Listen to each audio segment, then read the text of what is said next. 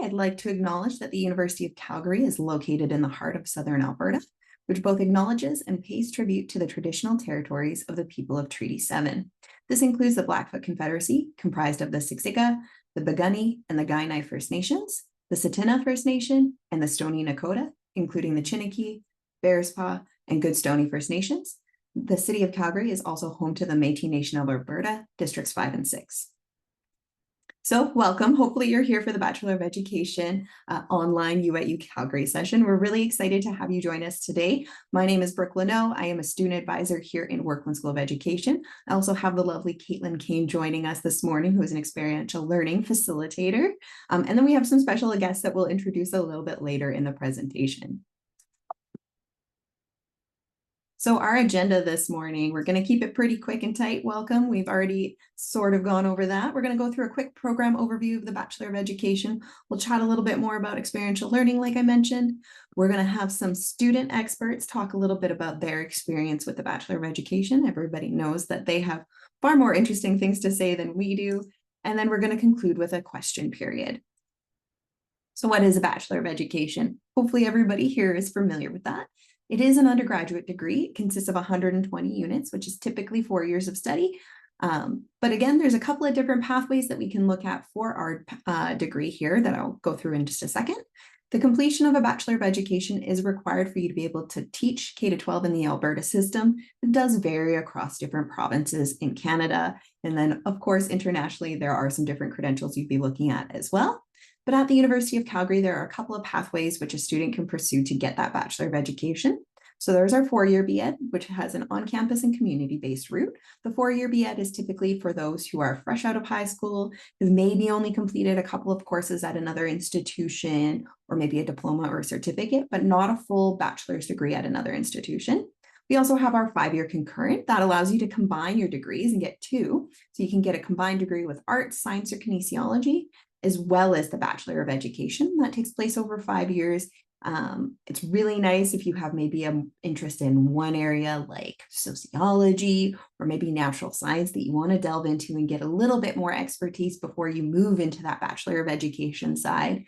Keeps the doors open for other opportunities as well. Really gives you like I said, a little bit more in-depth knowledge into your particular co-degree or interest area that will complement the teachable subject that you'd be looking at on the Bachelor of Education side.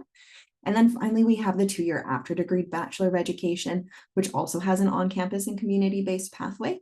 That one's the one that's designed for folks who have already completed a previous bachelor's degree or even a master's degree on top of that bachelor's degree and are now looking to go back and do a Bachelor of Education. So we're expecting you to already have some expertise in another area. Maybe you've already completed a Bachelor of Science, maybe you've completed a Bachelor of Arts, and now you're coming in to do that education-specific, that teacher-specific preparation. The 4- and 5-year BEd pathways are available for high school students and transfer students who have not yet completed their degrees. It is important to keep in mind that once you've kind of hit a certain amount of transfer credit, it can be a little bit tricky for the concurrent pathway, but really those are going to be the best fit and probably what many of you here today are looking at completing with us. So everybody's favorite is field experience. I'm going to spend a little bit more time talking about that today. So field experience provides Bachelor of Education students with 20 weeks of in-classroom practicum, which is more than the standard required for certification. We do have a really amazing field experience webpage that will encourage folks to take a look at that has some more information about when the dates are, what you can expect, and other sort of important information. Right now, it's going to look like it's reflecting the 2024-25 school year because we have students currently in their final field practicum. We don't want to change the information too much and confuse them, but it will get updated for the 2025-2026 school year. Hopefully, it's hard to believe we're already there very shortly here so that you can kind of get a feel as you're entering your Bachelor of Education and potentially looking at doing your first field, what that might look like. So things to keep in mind is that during field experience, you're supposed to be available full-time for the entire field duration, which we'll look at what those sort of lengths look like. Field placements typically take place in our after degree in your first term, second term, third, and fourth. So really condensed that way. When you're looking at the 4 or the 5-year program, it's a little bit different depending on how you've structured your degree. So 4-year students do not do a practicum in their first year. The earliest that you'd be looking at doing your field experience placement is going to be in the fall of your second year. And if you've attended any of our previous webinars about the program sequence and structure, you might be familiar with this. Don't worry, our advising team is experts and happy to help you structure your degree in a way that makes sense. But keep in mind, in the 4-year, the earliest you're going to be taking a field experience is your 2nd year. With the concurrent program, the earliest you're going to be taking a field experience is going to be in year 4. Holy, hard to believe, right? But that first 3 years is going to be done with your co-degree, where you're getting all that subject area expertise. You're completing that co-degree side. So maybe it was a Bachelor of Arts, Bachelor of Science, or a Bachelor of Kinesiology. And then you're coming over and effectively doing like an after degree. So 2 condensed years of the Bachelor of Education. So we find you a placement, our lovely field team. It's not up to you to do a placement. We're not hoping that you're going into a school or connecting with teachers. That's all what we have our expert team here to do. Placements may have a travel requirement of up to 90 minutes from your home, so that's important to keep in mind. In the city, it's typically a little bit shorter, unless, of course, you're using something like transit, so do kind of be aware of that. It is for a short period of time. Of course, field is typically 2, 4, 6, and 8 weeks in length. So depending on what that is, we do our very best to make sure that it meets all the needs for you. So it's your teachable subject. It's in a reasonably travel area. If you're in our community-based pathway, it's a little bit trickier because sometimes there might not be a school for quite a bit of a distance. You would be looking at that 90-minute commute one way. Again, lots of things that our field team will play with, and all those variables get looked into. So in late April, once you've been accepted and admitted to the program, you will get instructions to your UCalgary email. So really important that you're checking that with information on how to complete your police information check. These are required annually, and they should not be completed until after May 1st. So they're only good for about a 12-month period. If you get them any sooner than May 1st, they're going to expire when you're in the middle of field potentially. So really important that you're checking your email after April. If you're in the 4-year program, you're probably not going to hear from the field team just yet, because again, you're not going to be doing field until your 2nd year. But if you're in the after degree pathway, probably going to be hearing from them fairly soon if you haven't heard from them already. So we're going to talk a little bit more in the next few slides about what the exact field placements sort of look like.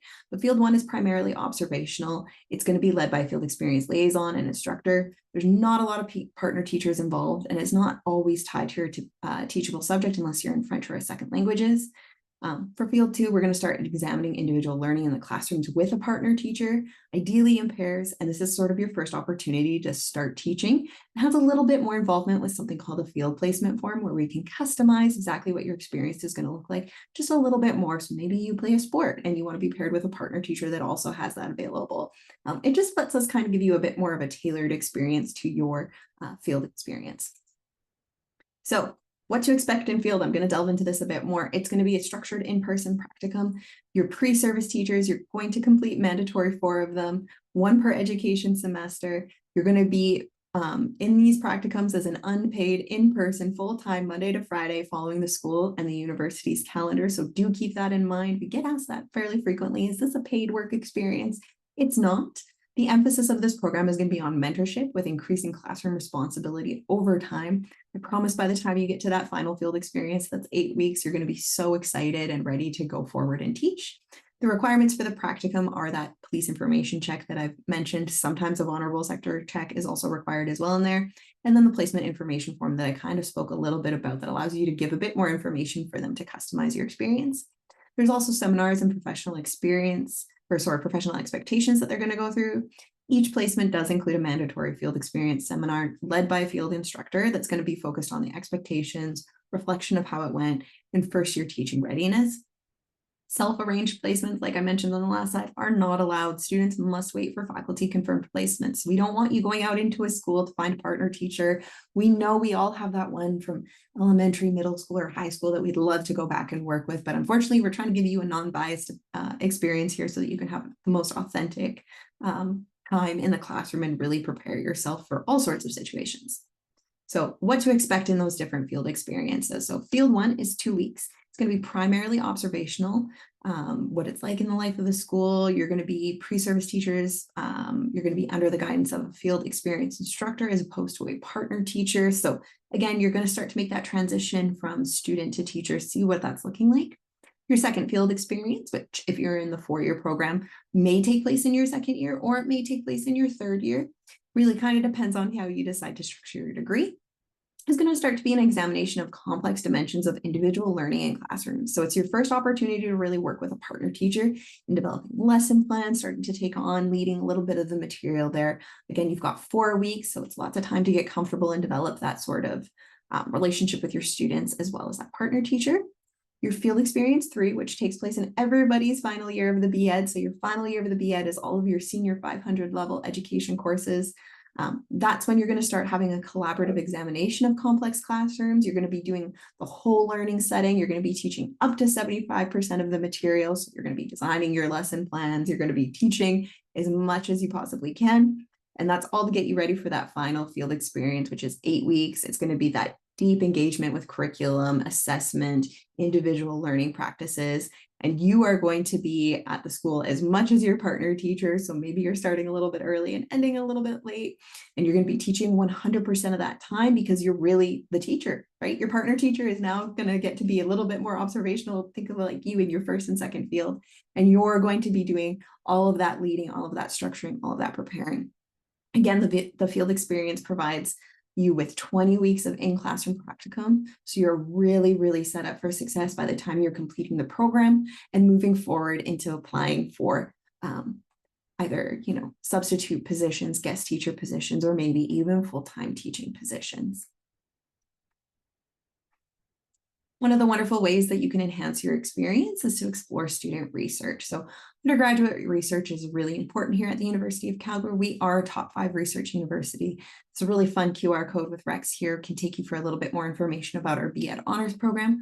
We are one of 2 in Canada currently offering that. Really great opportunity to flex your research skills. Maybe you're thinking about going on to do a graduate program down the road. Maybe as you're moving through your Bachelor of Education, you're thinking, I want to explore something a little bit more in this pedagogy. This is your opportunity to look a little bit more into that. We also have our research awards, including the PURE program and the Werklund Undergraduate Research Award. These allow you to get a little bit of funding to help offset the cost of you doing some research, again, in maybe an area that you want to explore a little bit further. There is more information on the website for these. They're really, really cool opportunities, and I'd encourage you to read through them a little bit more. All right, I'm now going to hand it over to the lovely Caitlin Kane, and she is going to take it from here for a moment. Hello, everyone. How is it going? You can't respond easily. But I hope things are going well over wherever you may be. Like Brooke said, my name is Caitlin Kane. I'm the experiential learning facilitator with the Werklund School of Education. And I have some questions for you. Um, if you have any, as we chat today as well, I should have mentioned, if you have any questions for me or anybody else, you're welcome to add them into the chat. Brooke will be taking a look at the chat to see if any questions are coming up. But for now, with a show of hands, I would like by a show of hands, I mean the thumbs up sign or the hands up sign on Zoom. How many folks are going into the concurrent program today?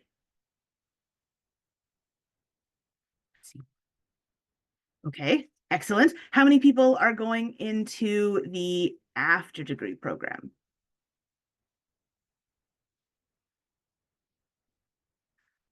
Okay, awesome. And then how many of you folks, I mean, I could do math, but I'm going to ask anyway. How many of you folks are going into the 4-year program today? All right, at least 7 of you are awake, which is great. No, that's fantastic. Awesome. So I'm really glad to hear that. I have another quick question. How many of you folks are on-campus students?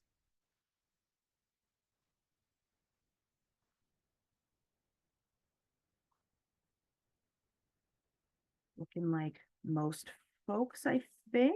Okay. Is anyone a community-based student? Just checking. Community-based student? No, okay. We're all on campus. That's great. That's really helpful for me to know because all of our programs that we offer, we try to offer as many as possible to as many students as possible. But before I get into that, I'm gonna do one more hands up. I know, I just wanted to see if you had gotten the buttons and you were kind of you knew what to do, which is good because it looks like you do. So how many of you folks have ever heard of experiential learning? Does that sound familiar?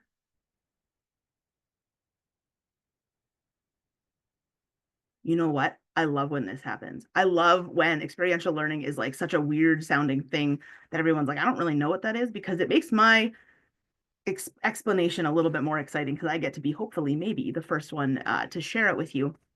So, Brooke, if you wouldn't mind, um, actually, hang on, I'm going to get you to click in a second. But first, so the easiest way to explain what experiential learning is it's basically learning by experience or learning by doing. And so we work, my role and the portfolio gets to work with a whole bunch of wonderful partner organizations, which I'll get into in a little bit. But one of the wonderful colleagues that I have in one of our partner organizations described experiential learning as do something, reflect on it, experiment with it, and then do it again, which I think is a really great way to kind of show that cycle of how experiential learning works. So, Brooke, if you wouldn't mind clicking into the next little bullet points that should hopefully pop up. Excellent. So, overall, experiential learning is learning by doing. Um, but Werklund, as a school or as a faculty, has a little bit more of a specific direction that they take the programming that I work with. So all of the programming in my portfolio, all of the programming that we offer to undergrads and to some graduate students as well, is optional. So you don't have to do it, but you're absolutely encouraged to do it. And it's co-curricular, which means it's not for credit. So it doesn't go on your transcript, but we do have other ways of recognizing the work you've done through things like certificates and other things like that to recognize the experience. You can always put it on your resume, talk about it in your interviews. And you also there's a lot of networking opportunities that come from it. So even though it's optional and even though it's not part of your like official have to do it to get your degree, it's there to help provide support and development opportunities to make you an even better educator than you already are. And so now that I've kind of explained that, again, how many of you think you have maybe done something that is experiential learning? You've done something with intention to learn something from it. You've gotten something, you've learned a little bit of a lesson, and you've tried it again. You've done it again. You've changed maybe something small, tried it again. Couple people. Excellent. Okay, so that's fantastic. So for those of you who have, wonderful. You're welcome to absolutely please come and join us again. But for those of you who haven't, what a great opportunity to try experiential learning for the first time in your degree program. So we have programming that runs through for every student. It doesn't matter where you are in your degree. It doesn't matter which pathway you're taking. And we have programming that runs through the fall and through the winter semesters, as well as sometimes in the spring and summer, depending on the year. I'm going to take a really quick pause for it's 9:20, and I just want to let Brooke do one thing that has to happen at 9:20.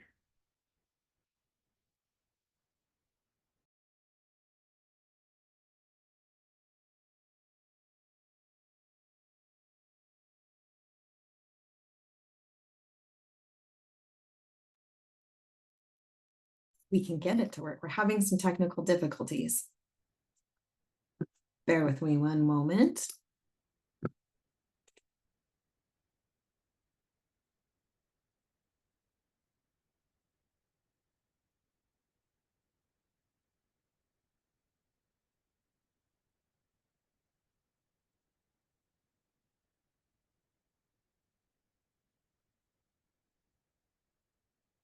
Do apologize, folks. It looks like my computer has crashed on me in the background again.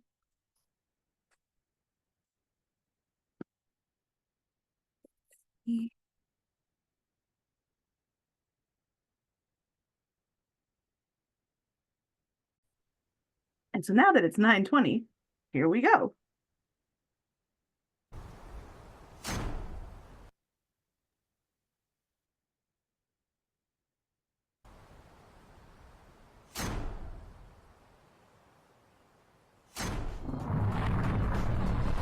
I'm Rex, the UCalgary mascot and #1 Dinos fan. This incoming class is looking dynamite. Cheering for dinos is my thing. Without you, I would be a Tyrannosaurus Rex. Jurassic times call for Jurassic measures, so I've got a roarsome challenge just for you. Keep an eye on your inbox. I'll post details shortly. This challenge will be online, not in the field, so you will not have to worry about getting dinosaur.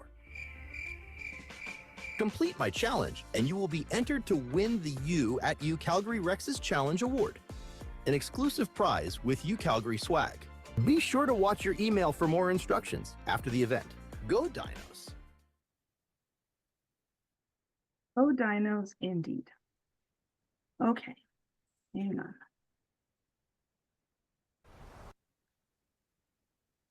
Bear with me, everybody. Okay, here we go. We're back, except for my video. There we go. Okay, so now that you've seen the Dino Challenge, please look for more information that's hopefully being sent out soon. We are now going to jump back into experiential learning with hopefully a little bit less of me looking at the time, trying to make sure I'm not talking over when that video was supposed to play. Okay, so here we go. Like I was saying, programming is open to all BEd students. So it doesn't matter which degree stream you're going into. It doesn't matter if you're community-based or campus-based. It doesn't matter if you're going into your first year and you haven't done any education courses yet. If you're going into concurrent and you're looking at 3 years of no education courses really until your 4th year, that's a great time to start getting involved in experiential learning. It helps you stay connected to the faculty. It helps you meet other people in your program in the BEd. And no matter which year or what stream or which subject, it's a really great opportunity to get experience before you start in your field placements. So I always make this joke that say you want to be a teacher deep down in your heart, but you've never spoken to a child before in your life. What a great opportunity to get used to working with kids, working with K-12 youth, before you start getting observed and graded on it. And so these are those kinds of opportunities. And what I'm going to do next is I'm going to go into the different kinds of program streams that we offer, while also keeping an eye on the time, even though I can't see any clocks right now. Going to be good. So we have six streams of programming that run within the experiential learning portfolio. We have land-based learning opportunities, which is that focus on Indigenous ways of knowing, doing, and being, as well as place-based opportunities to help you connect to place, to where you are. Brooke and I went to a fantastic seminar series conference type thing yesterday that was happening in Werklund on land-based learning, literacy, and literatures. And one of the workshops we went to was talking about, and it was from Library School, which is one of the Calgary Campus Open Minds organizations. And if you're not familiar with them, we have tons of Calgary Campus Open Minds programs, and I'm hoping soon Library School too. But they were talking about how easy it is to help your students connect place to learning and how to really develop that connection to place through pause. And I thought that was just absolutely so cool and so interesting. So when you get involved in experiential learning, get ready for some of that reflection, some of those reflection opportunities, because I think we're going to incorporate some of them too. So we have lots of land-based learning opportunities. Those happen through workshops, field trips, as well as we have an asynchronous one. So you can do it wherever you are, whatever your schedule looks like, you do it on your own time through reflective steps through our online learning platform. We also have mentorship programs. We have, for final year students, we'll pair you up with a community or alumni who's gone through the BEd program and can help you kind of navigate that final year as you step into your career. We also have peer-to-peer mentorship programs, and we're looking at also running our graduate to undergraduate mentorship program. So if you're interested in eventually getting into grad studies and doing research in education, or you're interested in maybe doing the BEd honors program or one of the other research opportunities that Brooke talked about, you can do that through that program as well. We have professional learning opportunities. So that's kind of a lot of different things, but usually it involves learning from a professional in the field, whether it's a K-12 classroom or another educational organization in the community. So we have partnerships through like Canadian Wildlife Federation, the Biogeoscience Institute in Kananaskis. Our community helpers training is what through Student Wellness and Alberta Health Services. We have the Books to Build On workshops that run through that program, which is Indigenous literature and the database that Werklund has developed, the team in Werklund has developed. So lots of ways to really add to your teacher toolkit, as I like to say. We also have our service learning programs. And so that's pretty much volunteering with community organizations. Some of them are K-12 schools, some of them work with adult learners in post-secondary, and lots of them are nonprofits and community organizations throughout Calgary and throughout Canada. And so a lot of these opportunities do tend to happen in person, but many of these opportunities we also try to make work online as well. So whether you're in Calgary, but you can't get to a specific location for a placement with an organization, there are ways to get involved in experiential learning in all of the different streams, as whether you're in Calgary or you're not in Calgary. So lots of different ways to get involved. Service learning happens in the fall and the winter semesters.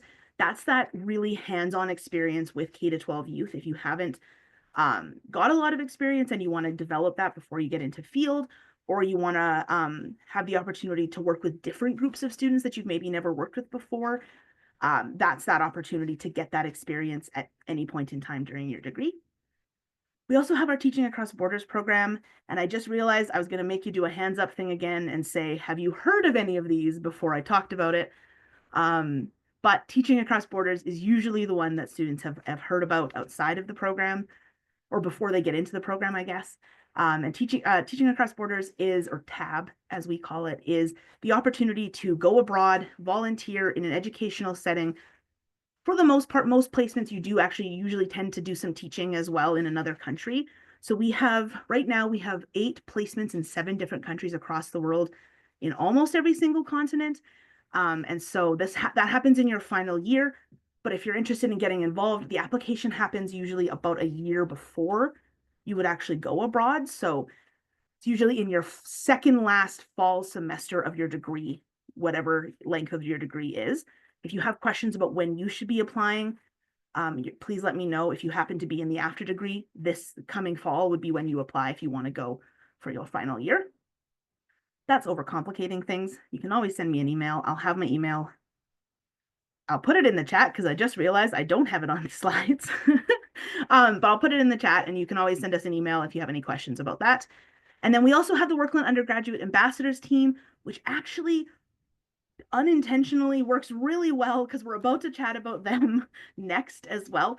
And so our undergraduate ambassadors team is a group of students who help support us in a number of different ways. They're kind of our go-to group of students when we need a student perspective on something, or we want students to share their experience, because I can tell you a ton about the University of Calgary. I have been on campus since 2009. And I was a very, very involved student. And then I worked there and I've done a whole bunch of stuff, and I had an amazing experience. And I could tell you all about it forever. I'm sure you can imagine. But that was a long time ago. And now I'm a staff member, and I haven't done an undergrad degree in a long time. And I also haven't done a B.Ed. So the best thing, in my opinion, and I think everyone else's, is for you to hear directly from students about their experience, because I think that's the most meaningful and the most authentic way to get that information. And so with that, I hope I'm not jumping ahead of myself because I haven't looked at the slide yet, but we've already seen that. Hang on. Nope, don't play again, please. There we go. Meet our student expert. With us today is our wonderful student ambassador, Kristen. Kristen, you have been a student ambassador for 2 years now, correct? Yeah. And am I mistaken in saying that you have been involved or will be involved in other experiential learning opportunities as well? I will be. So super exciting. I'm part of the 2025 outgoing TAB team, so Teaching Across Borders. And so I'm scheduled to go to Germany in the fall. Wonderful. Thank you. Yes, I knew that, but I wanted to let you be the one to say it if you wanted to. So Kristen, I don't know if you have anything specific you want to say. I think we had a couple of questions that we had maybe talked about. Do you want to sort of share your experience about what it's been like to be a BEd student? Do you want to share maybe a little bit of your the stream you're in, all of that kind of stuff, and then go from there? Yeah, for sure. Awesome, thank you. So I'm in my 4th year of the 5-year concurrent degree. And so I did my co-degree in natural science, so concentrating in chemistry and physics. And then for education, I'm specializing in secondary chemistry. And so things that I wish that I knew before I started university. So I just have a whole bunch of things. So you have to make an effort to meet people. So introduce yourself to the people sitting next to you, to the people sitting with you, because it's so much easier to have a friend in your classes to be able to get through it, do your assignments together, and it's going to be a lot more fun. Before you start registering for your classes, make sure you check out the academic requirement report. So this is going to be on your My UCalgary portal. And so you can use this to help plan your degree. And this is really, really good for those non-education terms that you're doing. And so Werklund is really, really good. And they have a really good registration guide for education terms. So if you're in the after degree, make sure you're following that because it's going to get you everything that you need to know. And then as well, if you're taking non-education terms, GPA boosters are really commonly talked about because you want that high GPA, but make sure we're also thinking about what's going to be best for you. So they're going to be better if you're interested in the material, and the difficulty is going to depend on the person. And then as well, when you're structuring your degree, make sure you're thinking about whether you want to take those 8 a.m. classes. They sound really, really good because like you're going to be going through your classes, you'll be done before like lunch, but they're really, really early and you're probably going to lose motivation halfway through the semester. And so it's really good to go to classes. So maybe think about scheduling your classes for later if you're not a morning person. And then as well, if it's on Schedule Builder already, think about your classroom locations and check the map about where your classes are going to be. So 10 minutes to walk across campus, it's possible, but it's not always super easy and you're going to have to walk really fast. And so I recommend walking outside a lot of the time. When you're in your education terms, the furthest you're going to have to walk is between science theaters and education. So that's very doable. But if you're talking about walking from like Eel, because you have your labs over there, and then you're walking all the way back to education, that's pretty tight, but it's totally doable. And then as well, before your classes, get familiar with campus and find your classroom so you don't get lost in the first week. So it's really good to find those like routes that you're going to take between classes and then find your good study spots. So when you're looking for study spots, there's a lot of common ones like the atrium. So this is where like it's like a green space. So a lot of people like that one. But then also make sure to explore other floors of the buildings because there's a lot of hidden ones elsewhere. And then because you're at UAU Calgary, I think you get an earlier enrollment time, which is super, super good. And so when you're in your earlier years, so like the first and second years, as soon as your enrollment time opens up, be ready and register right away. So as soon as like the minute happens and it's open, register because you're going to be competing with a whole bunch of other people for your classes and you want to make sure you get in. As well, don't buy textbooks until after your first class and your prof actually says that you need it. Don't want to waste your money, so make sure you wait until you see whether you're actually going to need the textbook, and then also check online because there's a lot of good resources for that as well. In terms of prof office hours, so profs are usually really, really helpful in their office hours. They're usually really nice and they're happy to help. So it's a really good way to get to know your profs, especially if you're in like those bigger classes.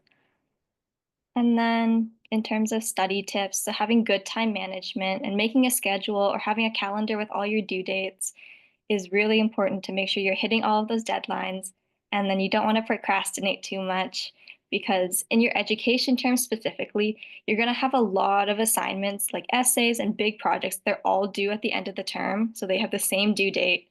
And so it's going to be before your practicum, end of the term, and you want to make sure you have all of those done because it's not super fun to be able to do them all in 1 or 2 nights before.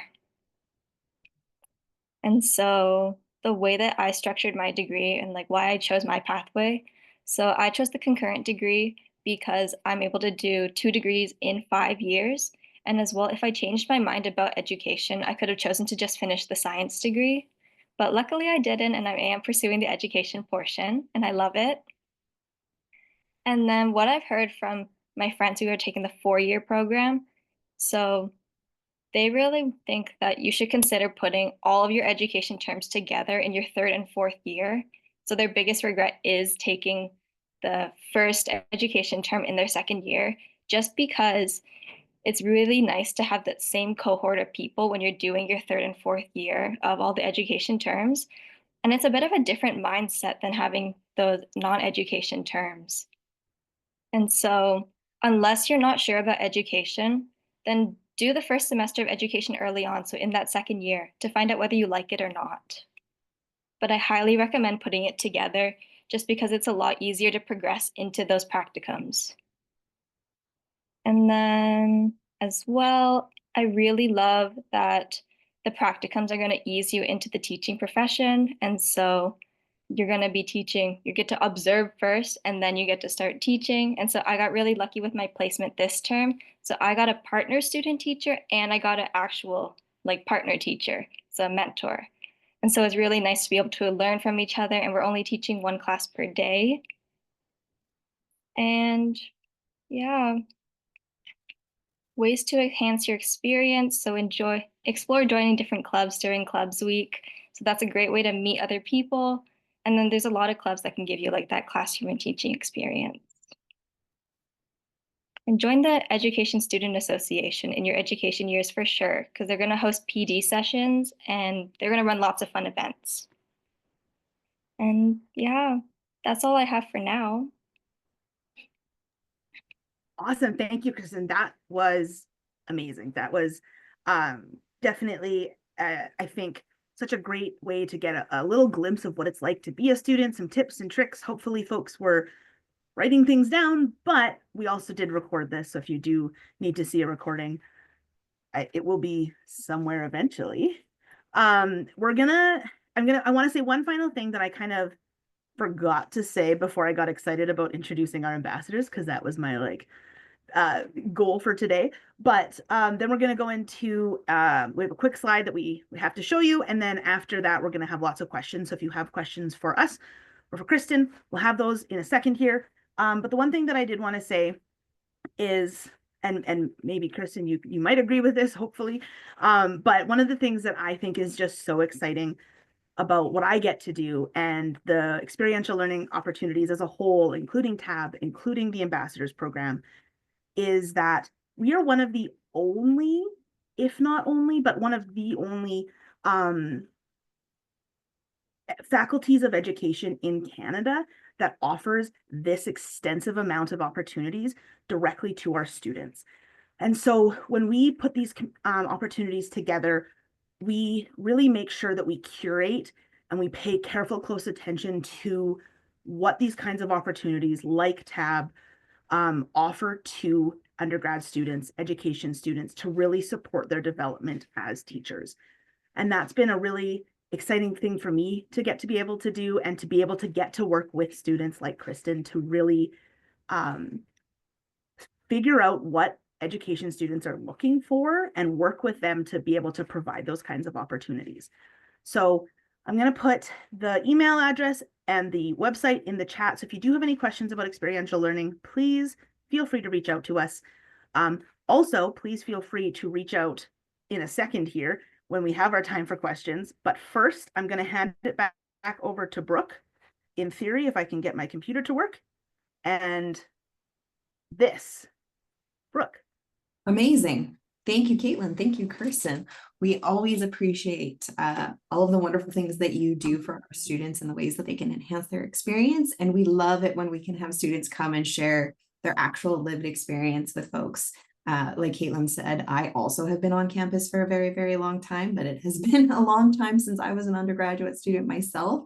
And I recognize that things have changed. So hearing what it's like now and to have that Bachelor of Education experience is so important. So mandatory attendance, as Kirsten kind of alluded to, You do need to scan this QR code so that you can get that early course enrollment start time. They are awarded to high school students after we confirm your attendance, verify you accepted your offer of admission, and you've paid your non-refundable deposit. Your updated enrollment start time will appear in your UCalgary portal as of April 30th. Hopefully it comes up a little bit sooner. Once they've confirmed those details down at the admissions office. If you don't fill out the form, you are not eligible for that course registration. So please make sure that you scan this QR code. So I will leave it up for a second here. If you have any questions about how this works, why this works, I'm going to drop a phone number in the chat here for everyone, and that'll be for the admissions office as well as the enrollment services team. And they're going to be the ones that can support you with that query. Hopefully everybody has had a chance to scan. Give it another 30 seconds there, and then we're going to move into our question period.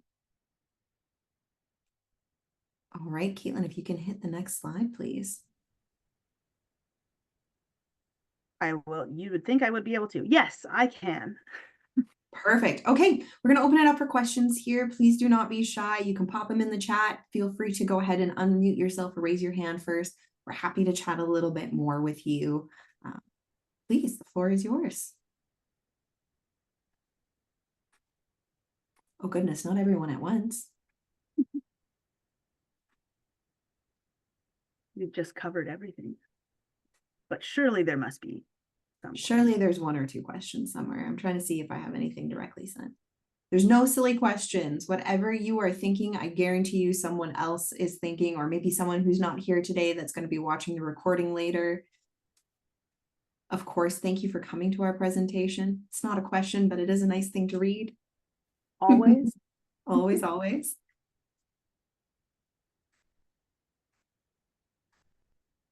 No questions. This might be a first. All right, then I'm going to ask a question. You ask. It's a very selfish question.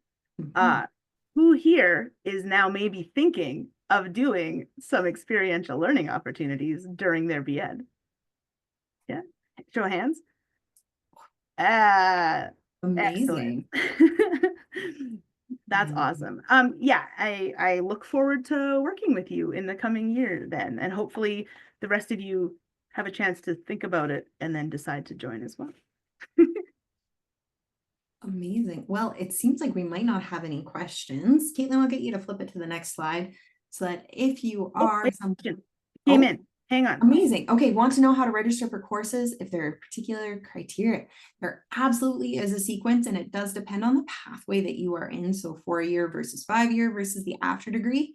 We don't really have the capacity to go into your specific what courses you should be taking at this point in time. But when we get to the next slide in a few seconds here or minutes, whatever it may be, there is the information available to connect with the advising team. You can book an appointment with an advisor to go through exactly what your first year should be looking like. If you're a transfer student, if you have any transfer credit or things like that. But there is also an online first year degree guide. I like to just pop that bad boy into Google, first year degree guide, Bachelor of Education. You'll select it based on your specific teachable subject, and it'll show you the recommended classes. But again, you can book in to speak one-on-one with an advisor because they can go through you exactly what your program is and what is going to be the best fit. Any other questions?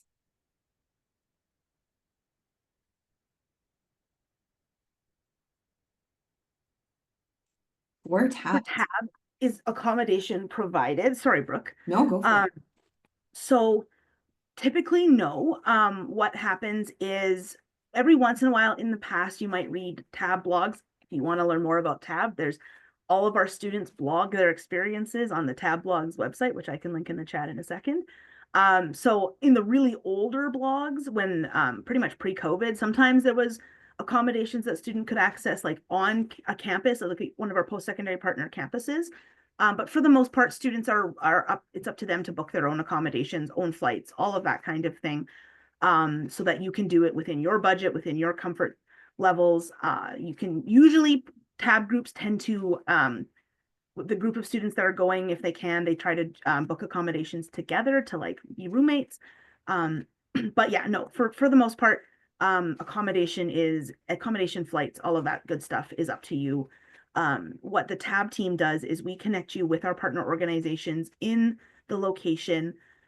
We connect you with the tab liaisons in that location, And then they are the ones who kind of plan what you'll be doing, where you'll be going, where you'll be volunteering, any cultural opportunities, and then everything else. So all of your sort of expenses and things are up to you to decide on what that looks like. So if you are interested in teaching across borders, we have interest sessions that happen every September, October, November, leading up to when the application opens at the end of November. So you're absolutely welcome to join those as well to learn a little bit more. We always say it's good to join, especially if you're planning on going for that year. But if you want to join them and because you want to kind of get an idea of what it might look like a few years in advance, you're welcome to do that too, to kind of get a sense. Just keep in mind that if you're not going on fall 2026 teaching across borders and you're going on like fall 2028 teaching across borders, some of the information might change. But you're welcome to join the interest sessions to learn more years in advance as well. Thank you, Caitlin. So we do have another question.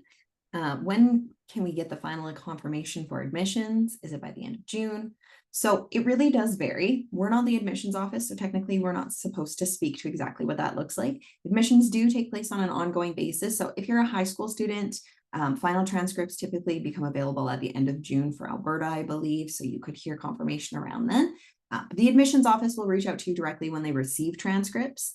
How it works is it usually just updates in your student center. So do keep an eye on that checklist there.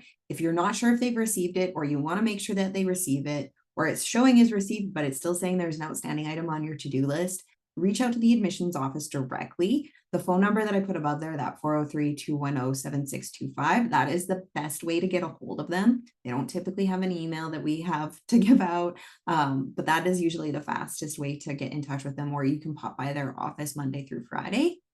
Again, it kind of varies depending on if you're a high school student or transfer student, but admissions for fall can run all the way with final decisions up until the end of August. You're just waiting for transcripts, though. Hopefully those are typically done in and around late June. Varies case by case, though. Another TAP question. Yeah. So great question. Does our teaching experience broad count towards field experience credits, or do you get to do that separately? You do it separately. So teaching across borders is a non-credit opportunity. It doesn't count towards your degree requirements. So anything you need to do in order to graduate and to become certified as a teacher has to happen like in or around Alberta based on the requirements laid out by Werklund and by the ATA and a whole bunch of other things and other organizations. So teaching across borders is very strategically set in September and October of your final fall semester so that you can finish your teaching abroad, you finish tab, you come back, you get a week to like acclimatize back to wherever your home place is, and then you go into field 3. So you get to do both, you get to have both of those experiences, and so that you get like a ton of that hands-on teaching in-person experience. Again, teaching across borders, the teaching placements and the type of volunteering does vary a little bit. So that's one of the many reasons why we don't, TAB doesn't replace Field 3 is because we can't guarantee exactly what that volunteer teaching looks like. And so you get to have both. Thank you, Caitlin. Any other questions?